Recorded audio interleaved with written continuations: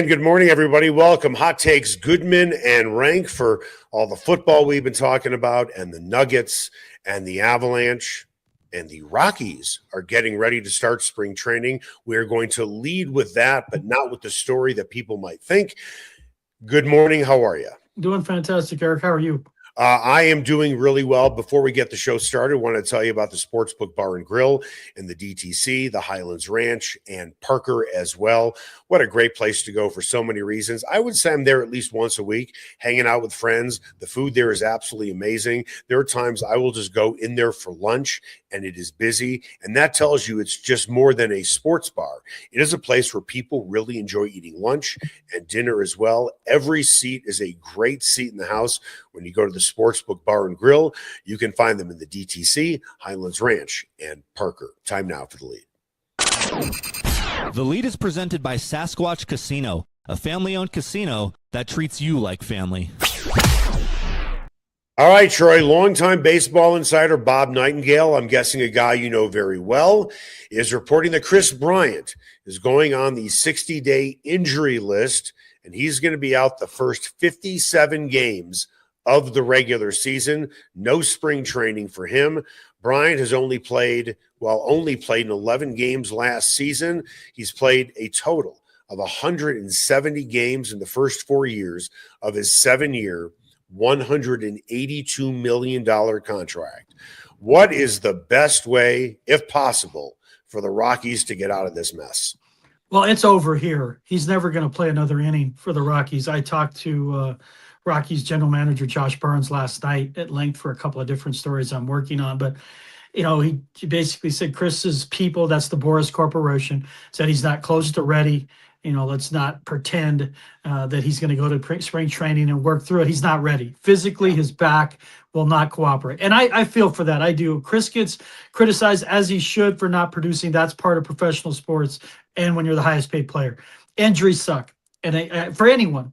But the reality is it was a mistake when they signed him. They overbid by roughly $82 million for his services as a PR move after the trade of Nolan Arenado. It's been a complete disaster from a production standpoint. And at this point, Eric, the only way out of it, because it's very clear to me they don't have insurance on the contract, or he'd be, you know, that the only way out of it is similar to Steven Strasburg with the Nationals.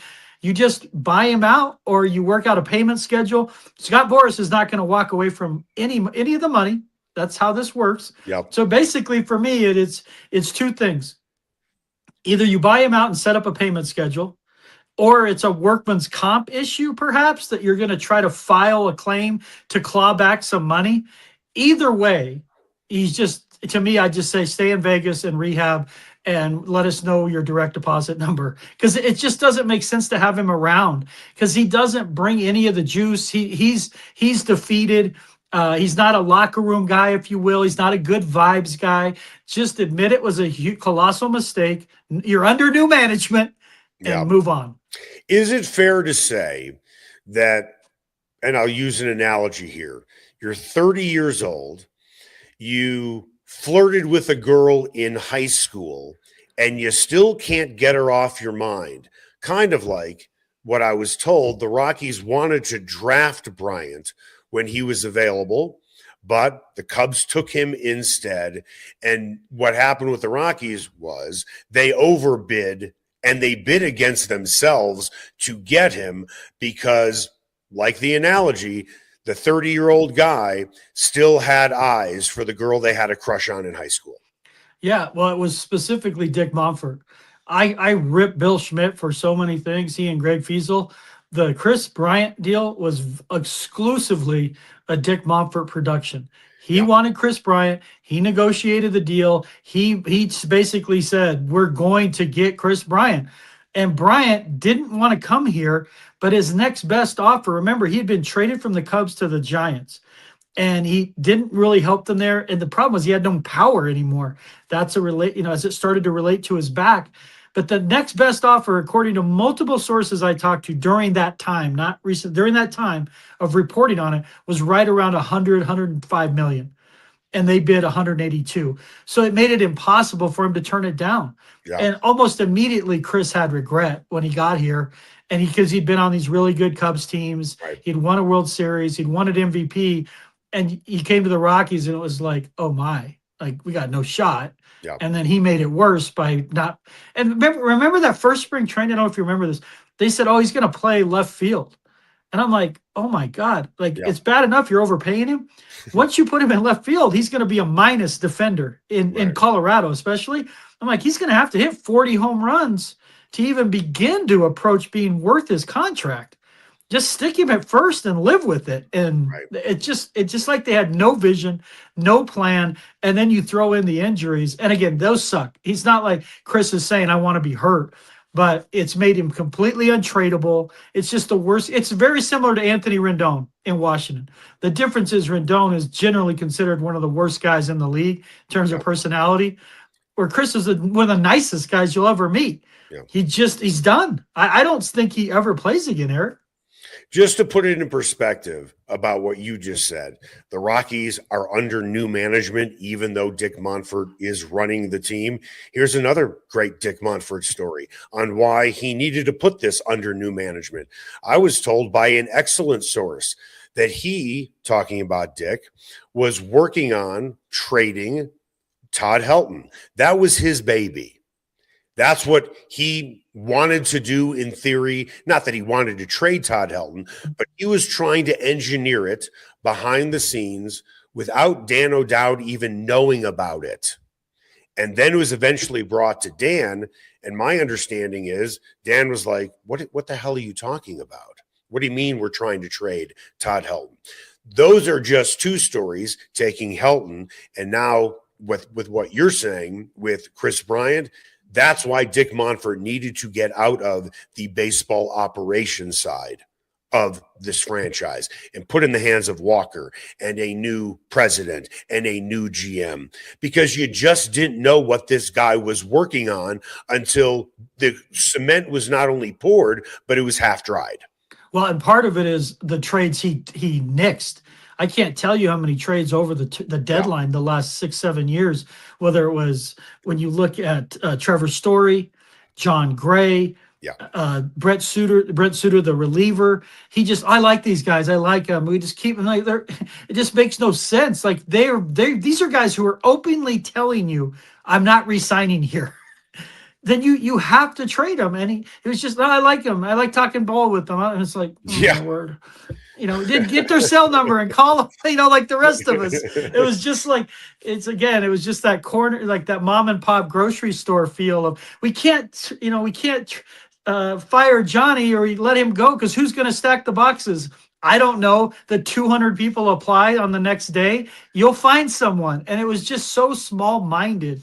That's why with Paul DeBattista and Josh Burns, at least you feel like you're in the race. Like you got cell phones now, you got Ethernet, you're actually a functioning major league team. There's no guarantee it's going to work, because it's a huge, monumental challenge. But at least you've got baseball people making baseball decisions. Doesn't mean they're going to be right, but at least you have a chance. Before, they just felt helpless.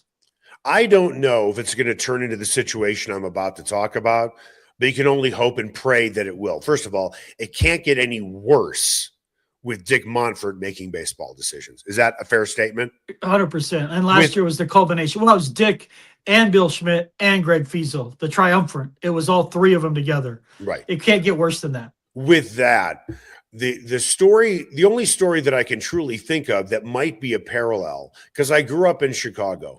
Bill Wirtz used to own the Chicago Blackhawks, and he was famous for saying, I'm not going to put any of our home games on television. People need to come to the stadium to watch. I'm not putting any home games on TV. And people were outraged by it. Well, once Bill died, his son Rocky, just like Dick's son Walker, but talking about Rocky, he immediately put all the games on television. And the franchise completely turned around when Dale Talon was the GM and he drafted well. And suddenly the Blackhawks are playing for Stanley Cup titles. I am not suggesting that the Rockies are going to be playing for a World Series in the next 2 to 3 years, but I feel a lot more confident with Walker running it, and I certainly felt more comfortable with Rocky running it as well. A change is good, and hopefully, that parallel that I just tried to draw potentially happens.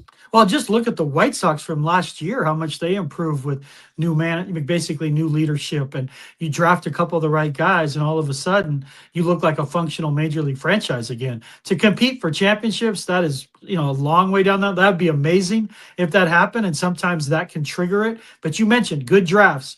I mean, the Rockies are going to get out of this. It's going to be a draft and development situation. And Josh Burns and Paul DePodesta have hired guys with a history of drafting well, a history of it. Now, again, the challenge of drafting pitching here, we all know is unique.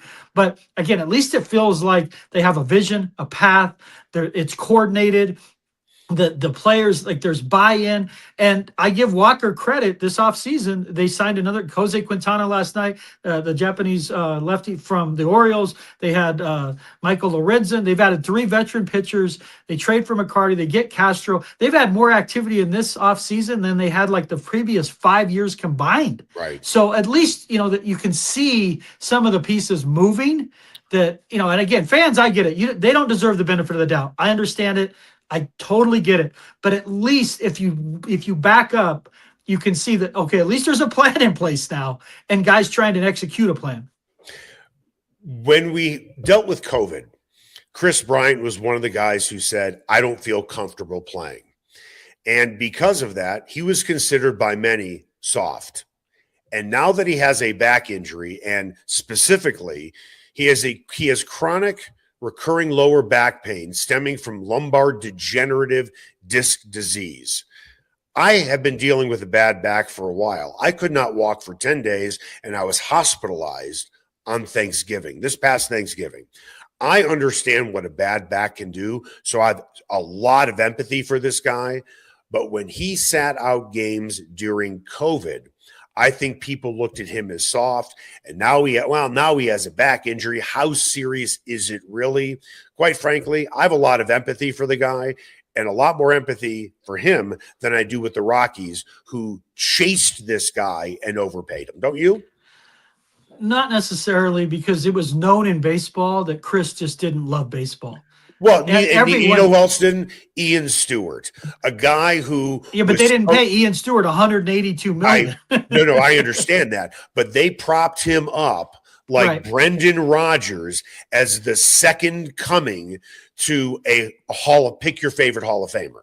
From a talent perspective, he should have been a 5-6-time All-Star. Ian, not Rodgers. Ian Stewart's one of the most talented young players I ever covered at the Rockies. I'm just talking about two guys.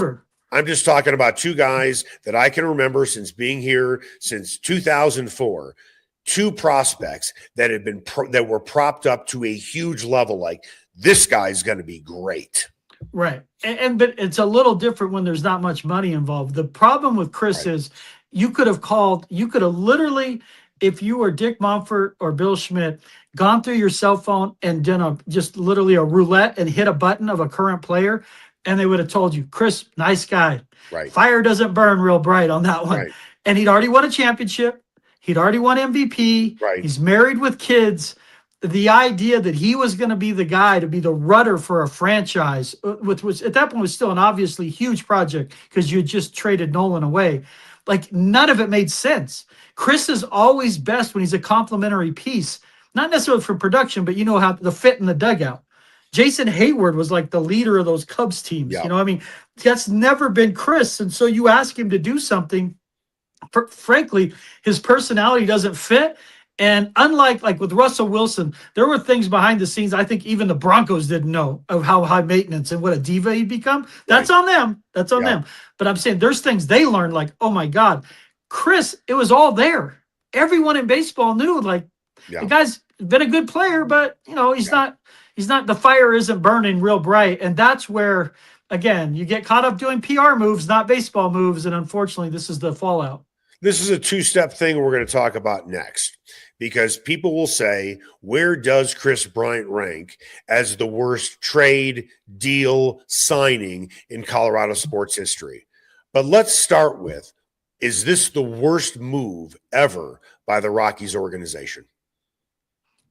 Well, yeah. I mean, for me, I mean, you have Mike Hampton, you have Denny Nagel, you have a bunch of guys, and remember the money's different today than it was when Hampton signed. Hampton's deal back then, today, would have been far more than what Kris Bryant got. yeah, it's crazy with the Rockies that you have like three. There's three choices in this argument. One is Hampton Nagel because they were a package deal. It was 123 million for Mike. I think it was 59, something like 60 for Nagel. So it's right around 190 million. And the reason I bring them up, it both failed. I mean, it was just spectacular failure, especially Mike, because he was coming off being one of the top pitchers in baseball. Correct. And within a year, it was a disaster. But that was a big deal because after that, they just basically refused to sign free agents until Michael Kadire, essentially like, what was it, 15 years later. The second one is obviously trading Nolan. And then the final one is Kris Bryant. And that's why I said trade, signing, free agency. Is the Kris Bryant deal worse than Arenado trading him away for a bunch of guys who never panned out, right? And then tossing in an extra $51 million to the Cardinals? Is that worse than the Kris Bryant signing? For me, it is, because he was going to be the best player in franchise history. Yeah. He's a Hall of Famer for me. I mean, he's on the cusp, but for me, he's a Hall of Famer. Is he the best player? Do you think he's the best player in Rockies history? He played enough years here. No, for me, that's Larry Walker. The best player, and I mean, the best player I ever covered was Larry Walker. Yeah, but you know what's funny about that, Troy? Is, and I could be wrong, and you know Larry, I don't even know Larry, but I've talked to enough people about Larry. If you would have said to Larry, you can have a huge contract in baseball, or we'll give you $1 million to play in the NHL, I think you would pick the $1 million to play in the NHL. Don't you? Yeah, he loved hockey, loved it. And he didn't love, like Ian Stewart, he didn't love baseball. He was an accidental tourist in baseball. But he was the best player I've ever covered. He's the closest thing I've ever seen to Shohei Ohtani.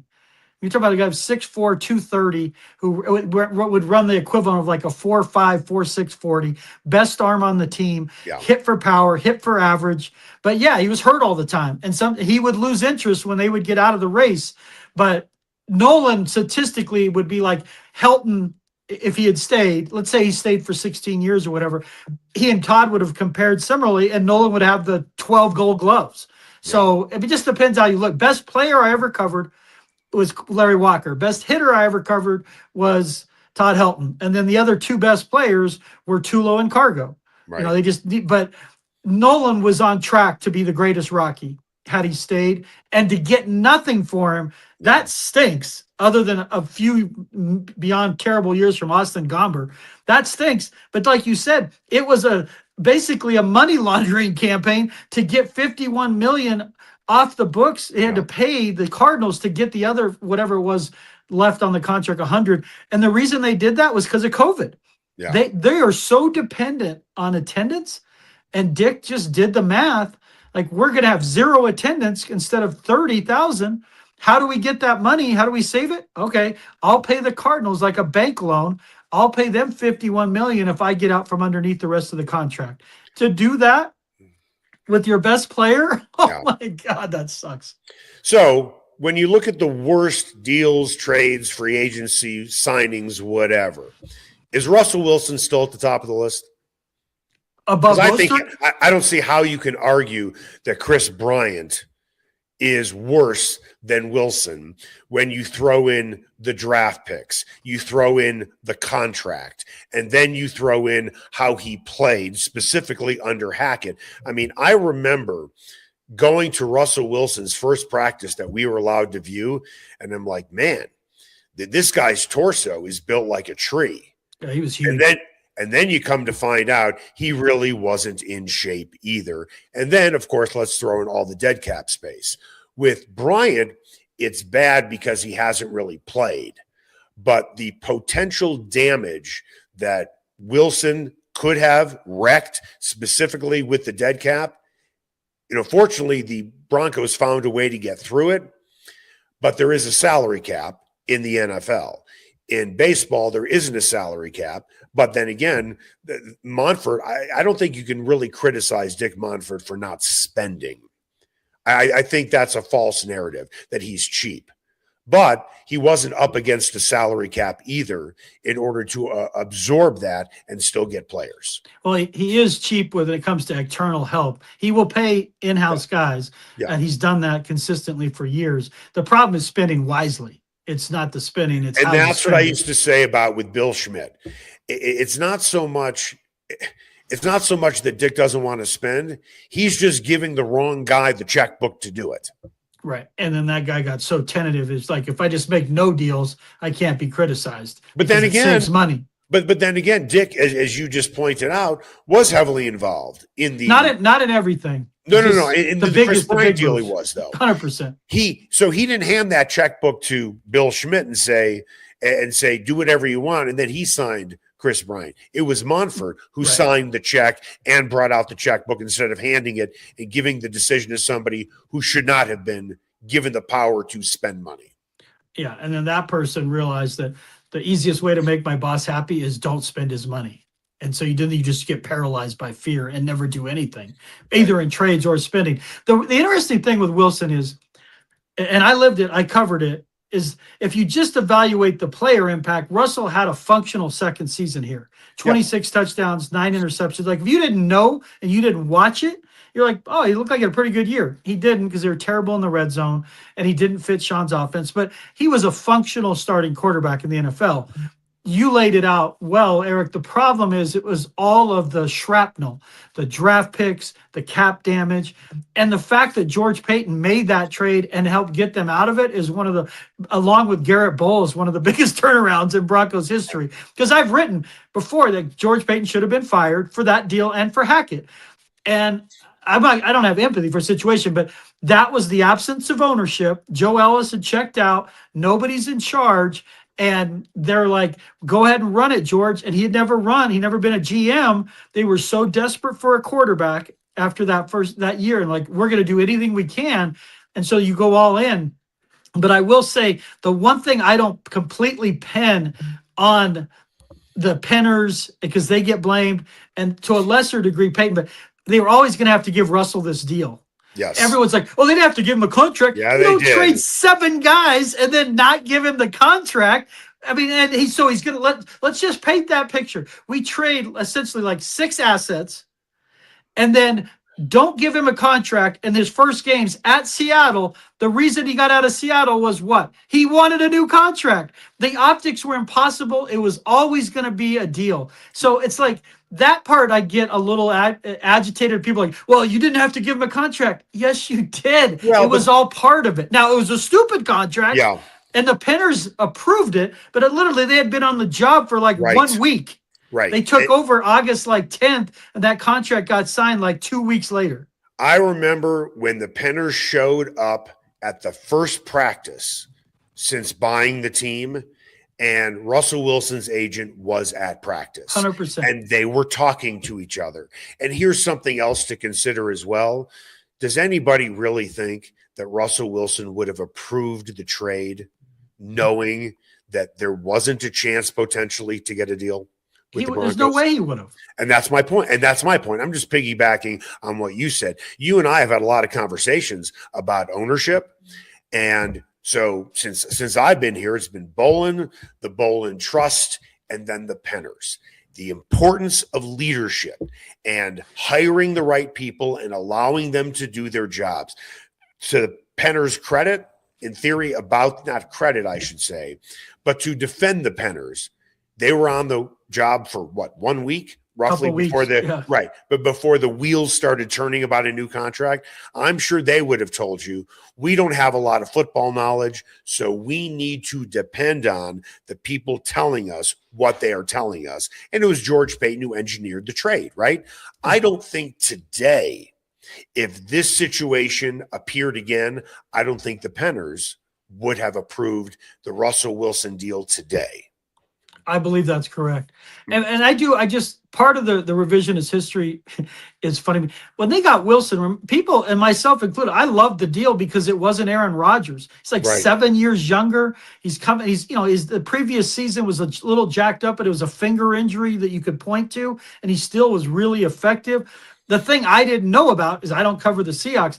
I had no idea what he'd become behind the scenes. Right. Because the Russell I knew from the Rockies drafting him, and when I covered them during the 2014 playoffs, the year they beat the Broncos, he was always a little different in the locker room, but he was never, when he arrived, it was like, oh my word, this is going to be a mess. Obviously combining him with Hackett, Right. it was a complete disaster. But again, Bryant's contract just seen in a vacuum feels worse. Russell, because of the shrapnel and everything it did, is worse because of it affected so many players. Right. And getting back to the whole leadership thing, Pat Bowlen hired how many coaches? Reeves, right? And then he hired Wade Phillips and Mike Shanahan. Okay. By the time Shanahan was fired, even though Pat Bowlen was the owner, I'm not so sure he was truly making the decisions by 2009, 2010. Is that fair to say? I mean, it just depends on who you ask. I mean, but I'm with you. He was Okay. not the same person. So I'm bringing this up. He is Joe Ellis is kind of seen as the guy that ran Shanahan out of town, but some people still tell me that Bowlen had enough with Shanahan in terms of the losing in the non-playoffs, and Bowlen approved the hiring of Josh McDaniels. Whatever, though, it's 6 one way, half dozen. Well, this is my point in all of it. So Bowlen hired 3 guys. I mean, did Bowlen really? Was he? Do you believe he was a part of the Josh McDaniels interviews? I do. Okay. And so do you think he was lucid enough at that time to say Josh McDaniels is our guy, or do you think that was more of a Joe Ellis decision? He was involved enough to improve it. Okay. But whether he wasn't the same old Pat Bowlen. He didn't get that way until 13, when he was like, he can't be involved in the day-to-day. Right. So it's just hard because we weren't seeing Pat a lot then. Right. But he wasn't involved like we would consider Pat being involved, but he still signed off on it. Yeah, he did. But look at the coaches that Bowlen hired, which is maybe 4, if Right. you want to throw in McDaniels, and the coaches that, and I say coaches, but it's really singular, the coach that the Penners hired. So let's call it 5. How many did Joe Ellis hire? Looking at leadership and making good decisions, right? So you have Ellis essentially hiring Fox, Kubiak, Vance Joseph, Fangio, and Nathaniel Hackett. That's 6 coaches, 5 coaches, right? Well, Hackett was. Are you crediting that to George Payton, or are you just under the Ellis umbrella? That's under the Ellis ownership group. Okay, that's fair. They hired what, 5, 6 coaches? Yeah. And between Bowlen and Penner, they've hired 4. Yeah. That's why leadership matters. 100%. And that's why they hit the skids after Bowlen, while still being the owner, wasn't involved in the day-to-day. Coming up after the break, Sean Payton said at the beginning of this past season, it would take 2 years for Bo Nix to become a top 5 quarterback in the NFL. Once this upcoming season is over, that's going to be 2 full years. So with that, after the season is over, are we going to look at Bo Nix as a top 5 quarterback in football? That's next. Ferguson's Heating and Cooling is the best in Denver, and their customers agree. Ferguson's has 165 5-star Google reviews, and here's one from Betsy. Highly professional, prompt, and honest. I switched to Ferguson's when I became aware my former company was trying to sell me a whole new system I didn't need. Ferguson's is an honest, working, family-owned business that'll give you a fair price, the highest quality parts and equipment, and they always show up on time. You can trust the Ferguson family like you trust your own family. Go to fergusonsheatingandcooling.com. Everyone has their favorite barbecue spot. Mine, Smokin' Dave's Barbecue and Brew. My favorites, slowly smoked ribs, smoked corned beef Reuben, smoked meatloaf with a portobello balsamic cream sauce. Don't forget about Smokin' Dave's 16-hour smoked brisket and pork with one of their 4 homemade barbecue sauces. Great sides, you bet. Barbecue beans made with pork and brisket and their southern corned bake. Man, you got to try it. Plus, they have amazing non-barbecue entrees on the menu. Go where I go, Smokin' Dave's Barbecue and Brew in North Denver. Sasquatch and Wildcard Casinos in Blackhawk have another incredible promotion. They'll be giving away a pair of snowmobiles or nearly $18,000 in cash the weekend of February 20th. It's your choice what you want, the 2 snowmobiles or the cash. Earn daily entries with every locked up jackpot or by redeeming points on your player card. You can also earn a chance to win during their daily cash drawings every 45 minutes between 10 a.m. and midnight. Sasquatch and Wildcard Casinos, loose slots, great promotions, great food, and a family-owned casino that treats you like family.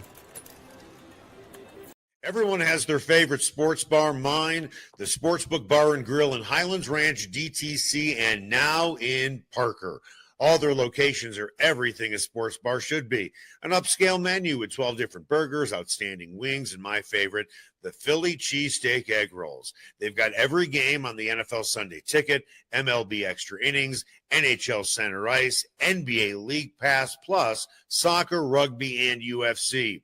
Sportsbook, great hangout bar, great for private parties. The Sportsbook Bar and Grill in Highlands Ranch, DTC, and now in Parker. They are the sports bar. And welcome back. Hot Takes with Goodman and Renck. Want to give you the exact numbers here with Ellis, Bolin, and then Penner. So here are the numbers here. You have Shanahan, Reeves, Wade Phillips, and if we want to include Josh McDaniels, that's fine. That's four head coaches. And then Penner's hired one head coach. That's 5. Joe Ellis is responsible for John Fox, Gary Kubiak, let's throw in Nathaniel Hackett, Vance Joseph, and Vic Fangio. He hired 5 coaches by himself. The other 2 owners, after all of these years, hired 5 as well. That's why ownership matters, right? Yeah, well, and Joe would tell you Elway hired all those coaches, but who gave the final sign-off? 100%. Who gave the final sign-off? It was a mess. The trust was just such a mess. And I like the Bolin family, got to know a lot of them during that Shakespearean drama. It couldn't go on that way. It just could not. When you're dysfunctional at the top, it's almost impossible to overcome it with your employees. Well, look at the Browns and the Jets. 100%. Woody Johnson and then Jimmy Haslam. Hot messes as owners, and it trickles down because you're hiring guys that, well, aren't probably very good, and you're probably not empowering them either to do their jobs. Want to tell you about Ferguson's Heating and Cooling. I've worked with them more than a few times. What I love about them is when you call, they pick up the phone, and then they're out at your house pretty quickly. We had a furnace problem. We called, I think, at like 8 o'clock in the morning. They were out at our house at 10 o'clock. Everything was fixed. And they did not try and sell us something that we didn't need. They didn't say, well, you need a new furnace. I've said this many times. When a tech comes out to your house in this particular category, they're sales guys as well. Mm-hmm. Fixing doesn't make any heating and cooling company a lot of money. I had, breakfast with Cody, who is the owner, Cody Ferguson. He said, listen, I know we don't make a lot of money when it comes to fixing, but it's worth it to me. It's worth it to me that I'm not making a ton of money or potentially losing money. We had a hot water heater issue, cold showers.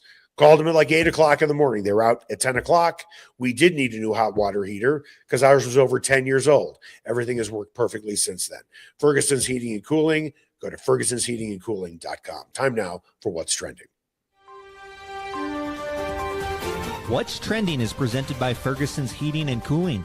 Your family should trust the Ferguson family for all your heating and cooling needs, and you'll see why they have over 165 5-star Google reviews. Make an appointment today at fergusonsheatingandcooling.com. Sean Payton has made a lot of bold statements since taking over as the Broncos head coach. The one that will always top the list for me is when he said at the Combine, basically, and I'm paraphrasing here, we know how to draft quarterbacks better than anyone else because there are very few teams that know how to do it. I'm like, wow, that's pretty bold considering, Sean, you have never drafted a quarterback that played well for you or is even a really good quarterback. With that, after this season is over, it'll be 2 years when Payton said at the beginning of this season, Bo Nix will be a top 5 quarterback after 2 years. How dependent is Nix on this potentially happening with who is calling plays? I do think it matters now. We've seen enough. Will, do you think that Nix can get there, be a top 5 quarterback with Payton calling plays, or is there a better chance with Webb calling plays in which there is no real history with Webb calling plays? It's going to sound crazy given Payton's history of calling plays, but his last 4 or 5 years say that it hasn't been great. I would say Bo's got a better chance of reaching that with Davis Webb calling plays and Sean Payton involved in the game plan. I don't see Bo as a top 5 quarterback. I just don't think that's fair to him. I just see him as a guy you can win a Super Bowl with, a guy who can be in the top 10. I don't see top 5. The only way he gets to top 5 is if he calms down his feet, because he loves being on the move. Well, let's say there's 2 ways. He can put him on the move way more and in hurry up, and he will look better. I don't think that's the best thing for your defense, but if they ran more hurry up and moved him, he could be a top 5 quarterback. If you say he's got to be a pocket passer most of the time, that's going to prevent him from being a top 5 guy, because he just gets frenetic with his feet. And that could improve, but I don't see him as a top 5 pocket passer. And now, again, with Davis Webb, could they go to him and say, hey, let's get this kid on the move. Let's get him rolling out. Naked boots. Let's get hurry up much more often. Then I think you would see it look statistically like, holy crap, like a lot of these fourth quarters. But for me, you asked the question, I would at this point roll the dice on Davis Webb trying to get Bo Nix to his ceiling. There are a lot of things that make a great quarterback a great quarterback. You have your measurables, you have your processor, what you have from the neck up. There are many, many leadership, I think, comes into play. But I think one of the biggest things is, do you make your teammates better? Tom Brady made his teammates better. And why do I say that? Look at the first couple of Super Bowls he won. They didn't have Randy Moss. They did not have Gronkowski. They had Deion Branch and Troy Givens and Daniel Graham.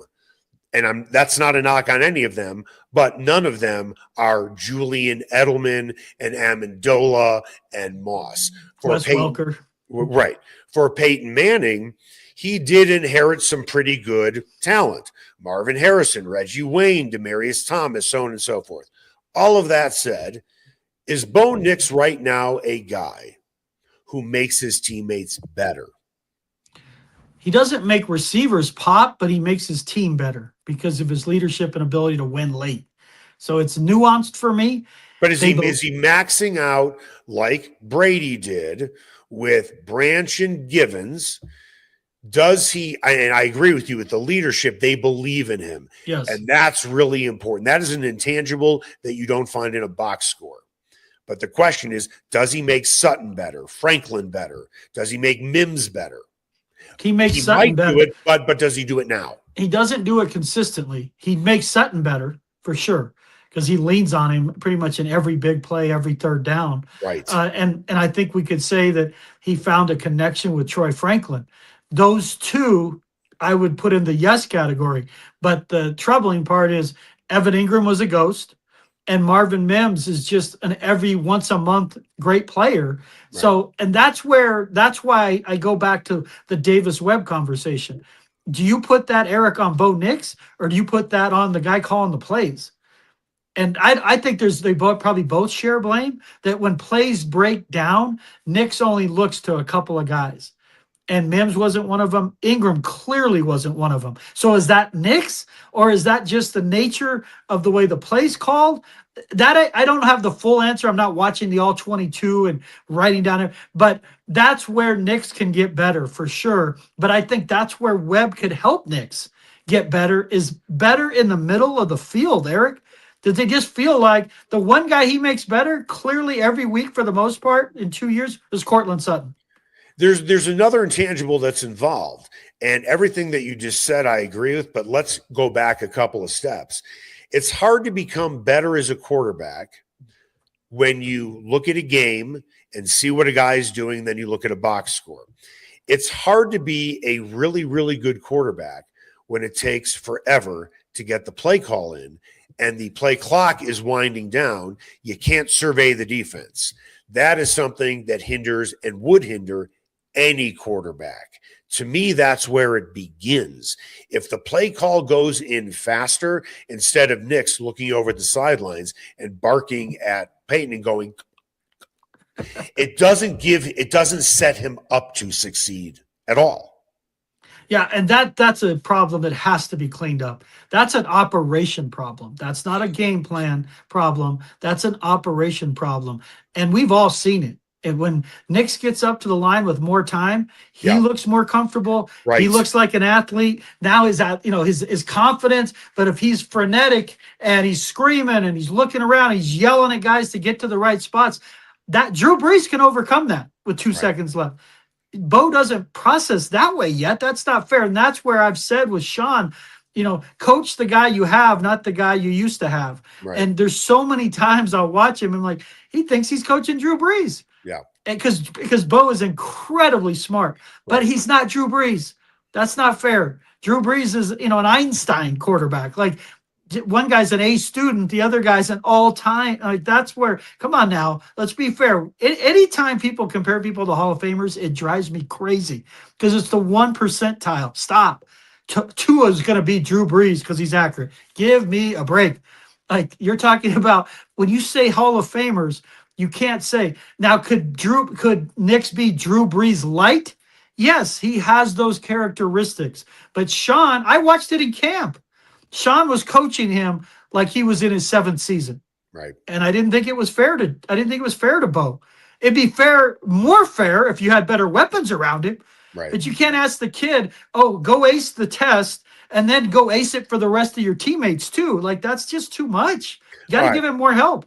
Let's go back to the 2024 draft. I'm going to leave Penix and McCarthy out because they haven't done anything yet.